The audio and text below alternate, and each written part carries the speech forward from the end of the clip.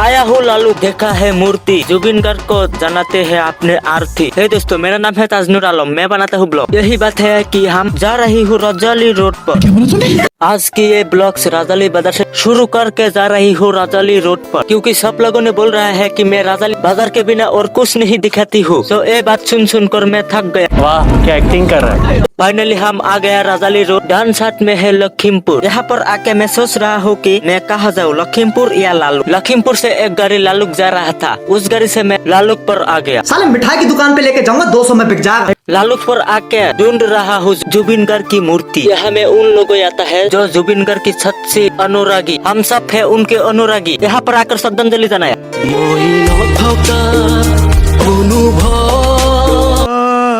घूमने के लिए चला आया घर से। घूमते घूमते आ गए कोरोनाबरी कॉलेज के सामने। घूमते घूमते अभी हम चला आया खेत में, क्योंकि हमारे पास गाड़ी नहीं था, इसलिए हम पैदल जा रहे हैं अपनी मासी की घर में। खेत से कोरोनाबरी कॉलेज दिखाई दे रहा है, थोड़ा सा जूम कर देखा मैंने।